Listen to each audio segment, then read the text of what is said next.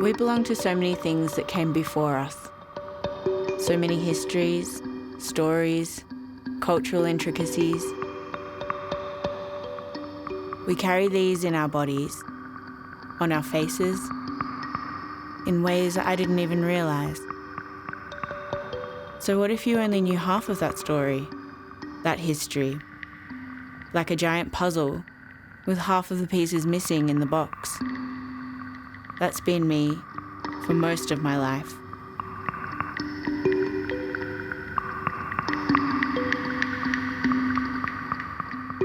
From my earliest memories, I remember being asked, "Where are you from?" Like, everyone loves that question in this country.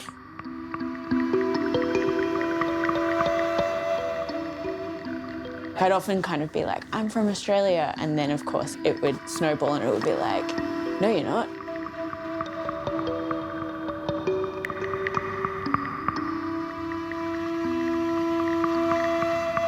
When I was little and we'd be out and about, I remember Mum getting frustrated and she was like, "Oh, they don't even know you're mine," or like, "You know, that woman, it's like she thinks I'm your babysitter or something." It was like there was an assumption cast on her that I was adopted because she was white and I was not.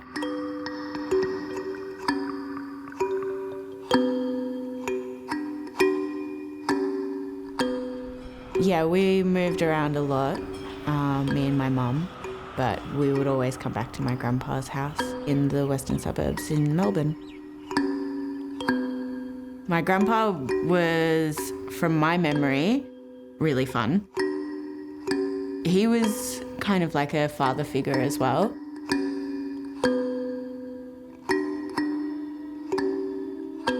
I think Mum had a really different upbringing from the rest of the kids because she was the youngest out of 8 and the oldest one was 20 years older than her. The older ones were more involved with the church and they all have these beautiful atomic families, but Mum wasn't really interested in any of that. She was interested in people who thought differently outside of those conditions, and she kind of just lived her life very differently.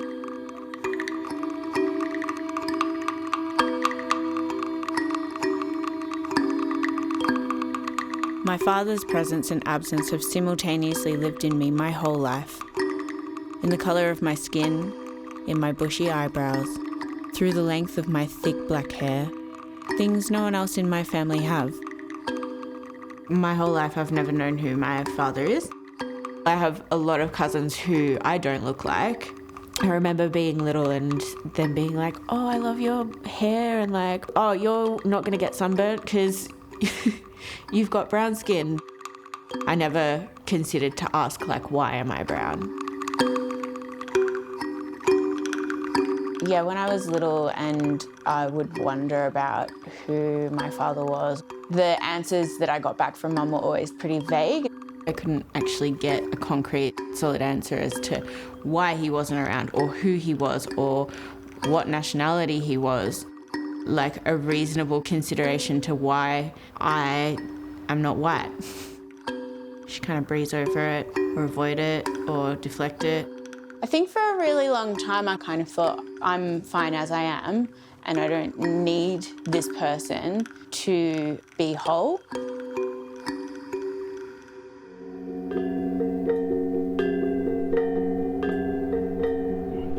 We lived in a lot of different places and a lot of different houses. Like, we lived in like backpackers, squats, and there was portions of my primary school that I was going to school from literally a caravan park. Like, it was kind of like this never-ending holiday. I don't quite remember how many primary schools I went to, but I went to a lot, like more than one each year. Mum was always wanting to move around. You could say it was because she was a free spirit. She never wanted to settle down. But she also had moments where she really struggled with being okay. And then there were moments where she was just determined to do things in her own way.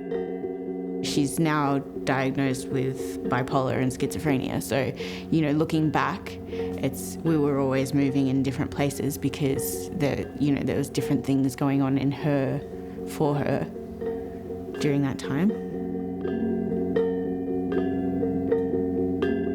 For a very long time, I thought I was an accident. When I talked to her about that, she was like, no, like I wanted a daughter at that stage. She also has said she wasn't interested in having a husband or a partner.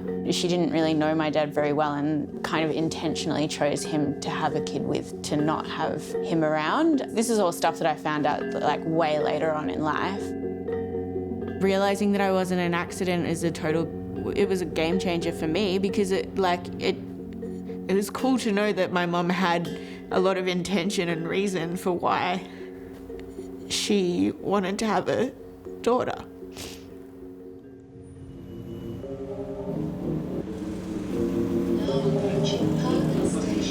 So Mum was on Centrelink and we didn't have much money and we'd be living paycheck to paycheck. I think a lot of people live that way. But then she had these moments where she thought she was rich. She would blow everything on making me go to the opera or like to see ballet or plays. She kind of had this idea like she wanted me to know culture, and sometimes they were for kids, but often they weren't. You know, like Swan Lake and Phantom of the Opera. Sitting in a crowd in the dark by yourself as a little kid, no one else is by themselves. I'd be like, I don't want to go, Mum, because I think I came out of one and I was like, that was really scary. And she'd be like, nah, you have to go. And she'd like wait in the foyer because she could only afford one ticket, and, you know, wait for me to come out. And I think what Mum was doing was getting me to experience the best out of what's possible. It was kind of like a shortcut way of being able to do that with what she had. Some of those values maybe have stayed with me because I ended up going to art school. That was, in a way, what she had accidentally on purpose prepared me for.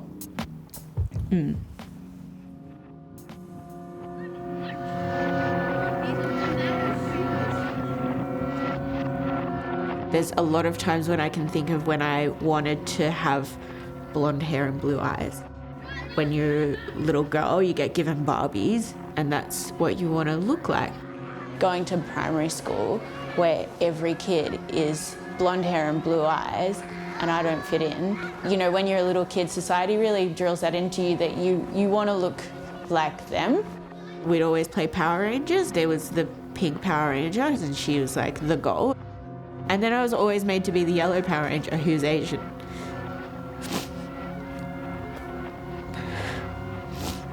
It's so weird that I'm still annoyed at that.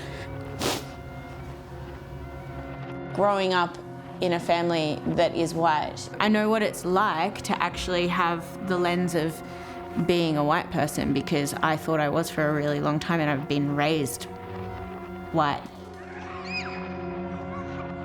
You know, I think if I were raised by people who understood what it's like to be brown in Australia, they could have prepared me. And so what I've had is like a whole bunch of internalized racism. And when I say racism, I mean looking at myself in the mirror and thinking there's, you know, something wrong here because I've got like a really heavy, thick moustache, or there's something wrong with me because I'm hairier than most people I know, when most people I know have a completely different ethnicity, like most people that I've grown up with in my family.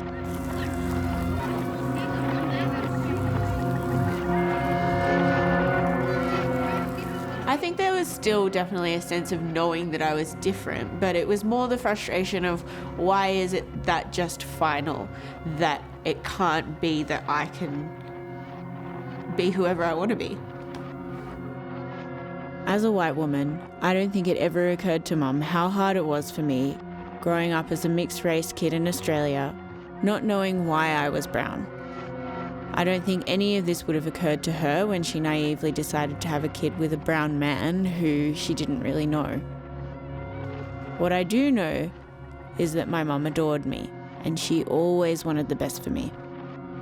I know that she did the best with what she could, with what she had at the time, and I always felt loved.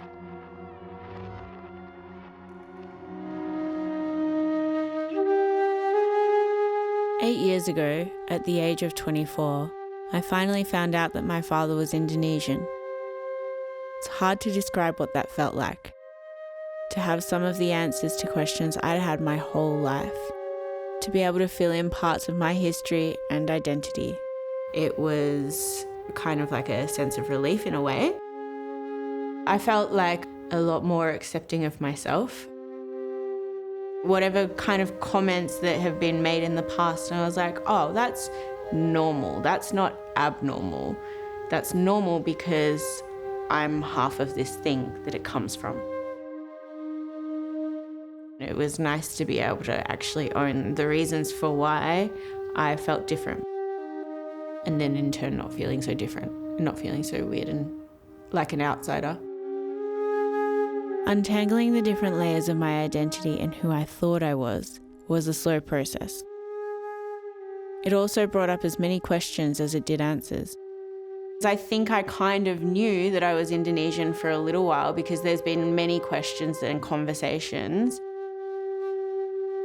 And so I think because of the internalized racism thing, I was like, I don't want to be that because I don't know what that is.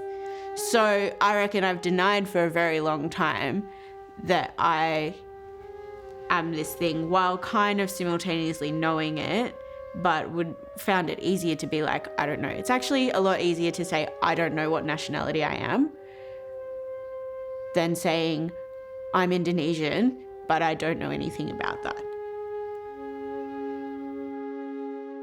For the first time, I could name the sense of otherness I had felt for a long time, but didn't understand. I could name the internalized racism, microaggressions, even what was fetishization that I had felt without ever knowing before. Understanding those instances for what they were was a really painful process to come to terms with. Now that I can actually talk about what those things are, I feel like I know myself in a new, empowered way. Because I know where I do fit, I feel stronger in who I am. A few years later, I left Melbourne and moved to Darwin in the Northern Territory, as it was the closest part of Australia to Indonesia. It was like finding another layer of home in some ways. In trying to connect with my Indonesian heritage, a few years ago I met Putu, a Balinese dance teacher in Darwin, and I've been learning dance from her ever since. The first time I went to dance class, I cried. It was a really beautiful experience because I kind of was like, oh my gosh, like I feel like I belong here because everyone here looks like me.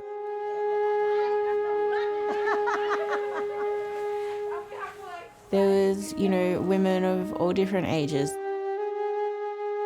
I realised that I'd never pictured what I could look like when I'm older. And in that moment I was like, oh, I could look like this one day.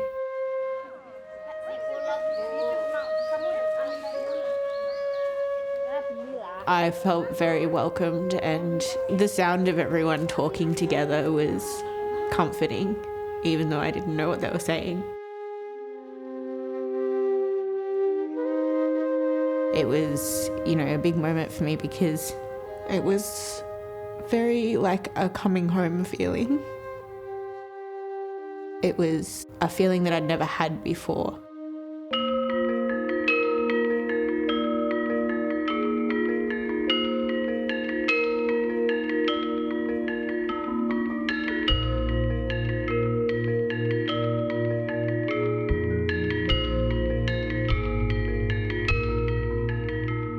When I'm dancing with Putu, I'm able to access parts of myself that I haven't been shown before and learn about what part of my culture is.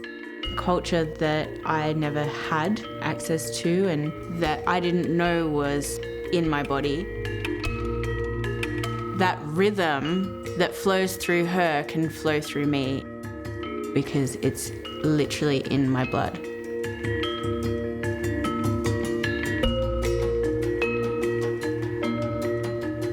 There's all of these layers that are kind of being pulled off, and I can talk to Putu about these kinds of discoveries that I'm making. The time that I get to spend with her is honouring who I am or who I could be.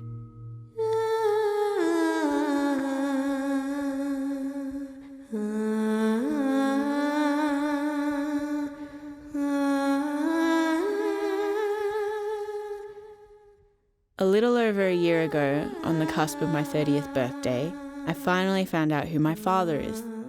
Before that, I knew he was Indonesian, but he was kind of like an idea. I had no way of being able to contact him. I never knew where he was. I didn't even know if he was alive still. I now know his full name and that he lives in Jakarta. Looking at a picture of my dad on Facebook for the first time, it was kind of this moment of like, oh, whoa, like I am like really actually Indonesian. Like it was just a concept before, but then I could see it in his face. I was like, I can see me in there and I can, whoa, that's an Asian man and I'm half Asian. It kind of like hit me.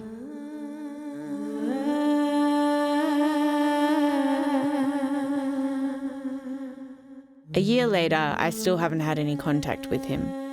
Initially, I didn't really feel ready, and it all kind of felt too big. And then the world stopped because of a global pandemic. I can see the next layer of home in the distance, and I can't go there. Of course, I would be curious to meet him. I would like to meet him in person, and I can't go there at the moment. Well, it's not really even about him. I would like to spend time in Indonesia to know more about my history on that side of who I am. I don't have any expectations that he should all of a sudden snap into being some kind of fatherly role, because I've been able to resolve that stuff for myself. I don't feel like I'm missing anything. I feel like if I get to meet him, that's just a bonus.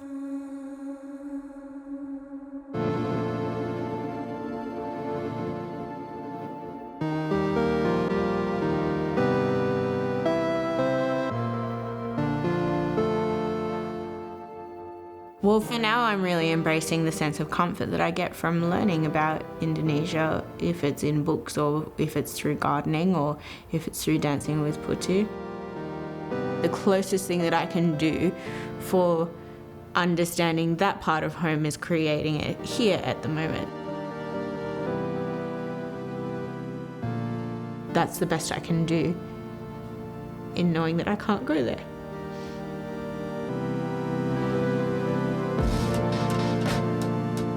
Poleng is a woven black and white checkered pattern that's used heavily in Balinese ceremony and ritual. It represents dualism, an idea that two opposite things need to understand each other and depend on each other to exist in harmony. If I think of myself as a black and white checkered pattern, there's more of one colour than the other. There's all of these pieces of myself that are blurry. I don't know what they are. For me to achieve a sense of harmony within myself, I need to know both sides of myself as equally as possible. Maybe one day I'll get to meet my father and his family, but for now, in this moment, this is the closest I can get to understanding what I'm made up of. This story is still unfolding. I can see between these two spaces, there's just kind of like this whole world of possibilities now that there never really was before.